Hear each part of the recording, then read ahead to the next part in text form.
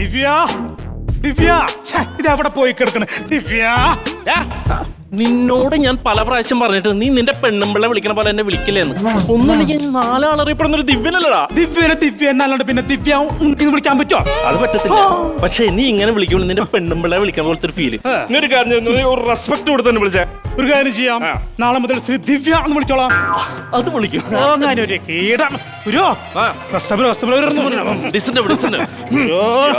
ദേവി സർവഭൂതേഷു സമസ്തസ്യേ നമസ്തസ്യേ നമോ നമഃ. കഥയിലെ രാജകുമാരൻ ഗോപകുമാരിയുമൊന്ന കടക്ക് പുറത്ത്. അയ്യോ നിങ്ങളോടല്ല, നിങ്ങൾ ഇടുവാ. ഞാനേ ഇവിടെ ഒരു ബാധയെ ഒഴിപ്പിച്ചതാ. അല്ല ആരാ മനസ്സിലായില്ല? മണിയുണ്ട. എനിക്കുണ്ട്, ഗുരുവിനുണ്ട്, നിങ്ങൾക്കുണ്ടാ? എന്ത്? അല്ല മണി. മണിയുണ്ടെന്നല്ല ഞാൻ ചോദിച്ചു. എന്റെ പേരാണ് ഞാൻ പറഞ്ഞത്, മണികുണ്ട. ഇന്ന് ഞാൻ സെൻട്രൽ ജയിലിൽ നിന്ന് ഇറങ്ങിയിട്ടേ ഉള്ളൂ. എന്തായിരുന്നു കേസ്? കേസൊന്നുമല്ല, അവിടെ കുറച്ച് പെയിന്റിങ്ങിന്റെയും പോളിഷിന്റെ ഒക്കെ വർക്ക് ഉണ്ടായിരുന്നു. അത് കഴിഞ്ഞിട്ട് ഞാൻ ഇന്നലെ ഇറങ്ങണത്.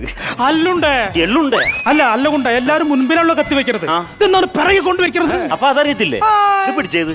അതായത് നമ്മളിങ്ങനെ അരിശം കയറി ഇങ്ങനെ നിൽക്കുന്ന സമയത്തുണ്ടല്ലോ, നമ്മൾ കത്തി പെട്ടെന്ന് ഇങ്ങനെ വലിച്ചു വരുമ്പോ ട്രാക്ക് മാറിയിട്ട് ചിലപ്പോൾ എന്താണ് സംഭവിക്കണം എന്നൊക്കെ പറയാൻ പറ്റത്തില്ല. അതേസമയം കത്തി നമ്മൾ പുറകിലാണ് വെക്കണമെന്നുണ്ടെങ്കിൽ ഇത് അങ്ങോട്ടും പോകത്തില്ല ഇങ്ങോട്ടും പോകത്തില്ല, കറക്റ്റ് സീറ്റിംഗ് ആയിട്ട് അവിടെ നിൽക്കും. അതിലാണ് കത്തി നമ്മൾ പുറകെ വെക്കണത്. മനസ്സിലായില്ലേ? അതല്ലെന്ന്. പിന്നെ നിങ്ങൾ ഈ മന്ത്രവാദത്തിന്റെ പേരും പറഞ്ഞ രണ്ടാളും കൂടി ഇവിടെ ചിക്കൻ ചുട്ടടിക്കുന്ന പരിപാടിയല്ലേ? ചിക്കൻ ചുട്ടടിക്കാനായിട്ടേ ഗ്രില്ലി ചിക്കന്റെ അടുപ്പല്ല ഇത് ഞങ്ങളുടെ ഹോമകുണ്ട. അതേതാണ് ഞാൻ അറിയാത്തൊരു സോമംകുണ്ട? സോമംകുണ്ടയല്ല, ഹോമകുണ്ട.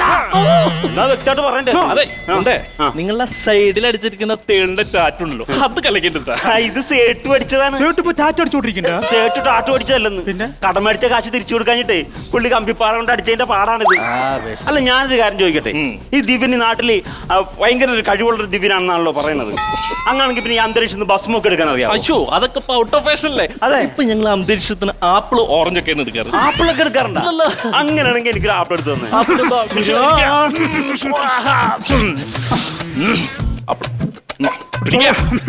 തന്നെ പരിപാടിയാണ് കാണിക്കുന്നത്. എന്താണ്? അന്തരീക്ഷത്തിൽ നിന്ന് ആപ്പിൾ എടുക്കുമെന്ന് പറഞ്ഞിട്ട് ഇതിപ്പോ സഞ്ചിക്കാരനാണ് എടുത്തേക്കണത്. അതാണ് പറഞ്ഞത്, അന്തരീക്ഷം സൂപ്പർ മാർക്കറ്റ്, നല്ല ഫ്രഷ് ആപ്പിളും ഓറഞ്ചും ഒക്കെ കിട്ടും. അത് ശരി.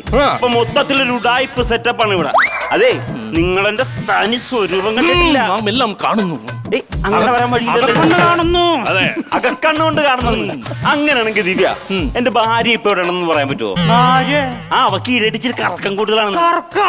എടാ നിന്റെ ഭാര്യയുടെ പുറകെ പോകാനല്ലേ, ഇത് ഒളിക്യാമറ എന്റെ അകക്കണ്ടാണ്. വന്ന കാര്യം പറയൂ. അതെ, എനിക്ക് ചെറിയൊരു കൂടോത്രം വേണം. അങ്ങനെയാണെങ്കിൽ സ്റ്റാർ പറയൂ. സ്റ്റാർ വേണം, നിർബന്ധമാണ്. അതെ, ഹലോ ഹലോ. അതെ, ഈ സ്റ്റാർ അറിയത്തില്ല. വേണമെങ്കിൽ ഞാൻ ഈ ഗ്യാപ്പിൽ വേണമെങ്കിൽ ചെറിയൊരു നാടൻ പട്ടം കണ്ട് കീച്ചല. എള്ളുള്ളേരി ആണെങ്കിൽ കിട്ടുക്കും ഞാൻ. നാളെന്താ? നാളെ എന്താണ്, ആരെങ്കിലും ഒക്കെ ഷെയർ ഇടണം, രണ്ടെണ്ണം അടിക്കണം, ഏതെങ്കിലും കാണാൻ കിടന്ന് ഉറങ്ങണം. എടാ ഞാൻ ഉദ്ദേശിച്ചതല്ല, പിന്നെ നീയൊക്കെ ഏത് നക്ഷത്രത്തിലാ ജനിച്ചെന്ന്. ഇതെന്താണ് ഈ പറഞ്ഞത്? നമ്മൾ ആരെങ്കിലും നക്ഷത്രത്തിൽ ജനിക്കുവാ? നമ്മളൊക്കെ ആശുപത്രിയിലല്ലേ ജനിക്കാത്. നീ ഒന്നും ജനിക്കാനേ പാടില്ലായിരുന്നു. ഇവൻ നമുക്ക് ഈ ഓമകുണ്ടത്തിലിട്ട് നരബലി ചെയ്താലോ? വന്ന കാര്യം പോത്തെ. അതെ, എനിക്ക് ഒരുത്തനെ ഒതുക്കണം. അവരെ കൊണ്ട് ഭയങ്കര ശൈലിയാണ്, ഒരു കിങ്ങിണിക്കുട്ടൻ. ഗുണ്ടല്ലേ? താനുണ്ടോ ഇച്ചിരി വന്ന് കുട്ടിയെടുത്ത് കൂടോത്രം ചെയ്യാനായിട്ട്? ഇച്ചിരി പോന്ന കൊച്ച കിങ്ങിണിക്കുട്ടനാ? എടാ അയാൾ ഇവിടുത്തെ സ്ഥല SI ആണെന്ന്. അപ്പൊ ശത്രു പ്രബലൻ തന്നെ? പ്രബലനല്ല, കിങ്ങിണിക്കുട്ടൻ. അതെന്നെ പറഞ്ഞ അവനെ സൂക്ഷിക്കണം. എന്താണ് ഈ പറയണത്? അവനെ ഒതുക്കാൻ വേണ്ടിട്ടല്ല ഞാൻ ദിവ്യന്റെ അടുത്ത് വന്നത്.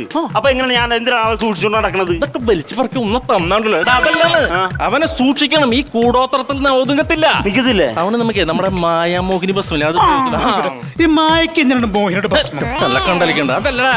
എടാ നമ്മുടെ വശീകരണ ഭസ്മം, അത് ഉപയോഗിച്ചാലോ? അത് വേണം, അതുകൂടെ വേണം. അങ്ങനെയാണെങ്കിലേ ഞങ്ങളുടെ കയ്യിൽ ഒരു വശീകരണ ഭസ്മുണ്ട്, അത് നന്നായിക്കാം.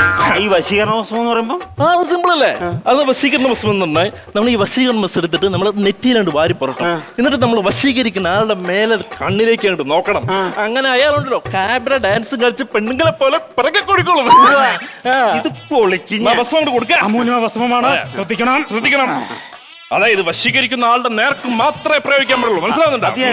അല്ല ദിവ്യ, ഇത് എങ്ങനെ തേക്കണം? എങ്ങനെയാണ് സിമ്പിൾ? വെറുതെ തേച്ചാൽ മതി. ഏത് പൊട്ടൻ പറഞ്ഞാലും മനസ്സിലാക്കില്ല. അല്ലടാ ഞാൻ 4 ആളെ കൊണ്ടുവരാ തേക്കാനെ.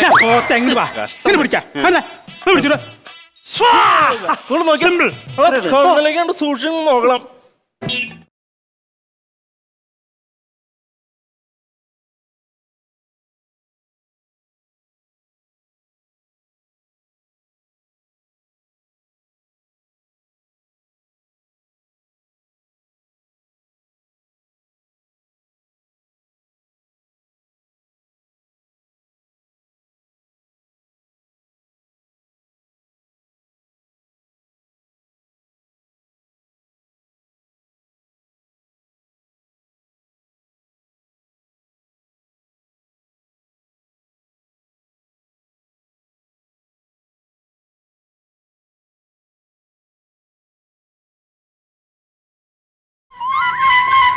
അല്ല ഗുരു നിങ്ങൾ നേരെ കൂടത്തുള്ളത്. അയ്യോ എന്റെ ജീവിതത്തിൽ ആദ്യമായിട്ടാണ് ഒരു കർമ്മം ചെയ്ത് ഫലിക്കുന്നത്. അതിന്റെ സന്തോഷത്തിൽ തുള്ളിയതാണ്.